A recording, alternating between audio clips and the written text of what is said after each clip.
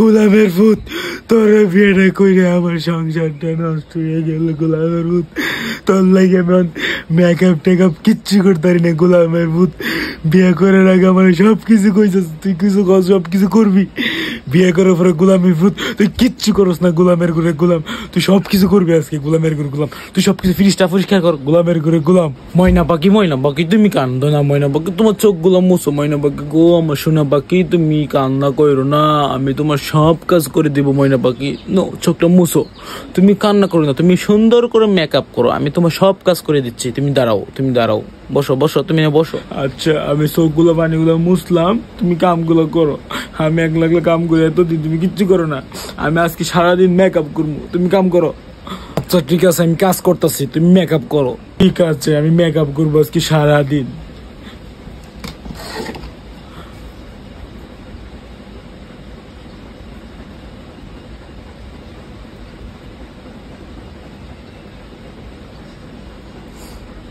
আমার চেহারাটা নষ্ট হয়ে গেছে, কতদিন ধরে মেকআপ করি না ঠিক মতে। এই সংসারে এসে আমার যন্ত্রণা।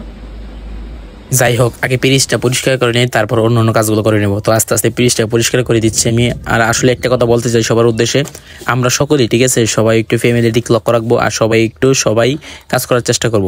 সব কিছুই বইয়ের উপরে ছেড়ে দেবো না, আমরা সবাই চেষ্টা করব সব জায়গা থেকে একটু কাজ করার চেষ্টা করব, তাহলে কিন্তু তাদেরও কষ্ট কম হয়। আর মেয়ে মানুষ আসলে তাদের অনেক কষ্ট বেশি। আসলে মেয়ে মানুষের কষ্ট জগৎ এত পরিমাণ, আমি যদি না করতাম তাহলে বুঝতে পারতাম না। আমি অল্প কিছু কাম করে আমি বুঝতে পারলাম যে আসলে অনেক কষ্ট, প্রচুর পরিমাণ কষ্ট।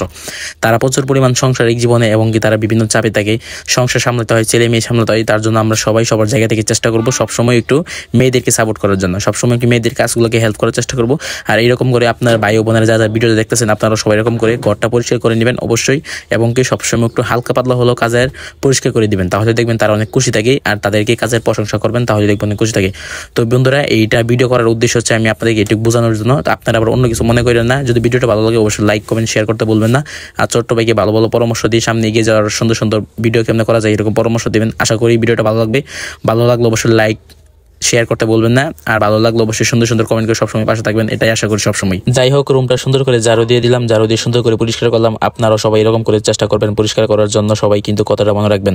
ময়না পাখি দেখো, আমি আজকে তোমার ঘরটা কত সুন্দর করে ঝাড়ু দিয়ে দিলাম আর সবকিছু একটু মুছে দিলাম। শুধু আজকে দিলে, প্রত্যেক দিনে এরকম করে আমাকে একটু হেল্প করতে পারো না কাজের মধ্যে, তাহলে তো আমার একটু কাজ একটু আগায়, তাই না? তুমি প্রত্যেক দিন আমাকে কোনো হেল্প করো না। তো আশা করি এখন থেকে সবসময় এরকম করে হালকা হলেও একটু হেল্প করার চেষ্টা করবে। তোমাকে আজকে ধন্যবাদ।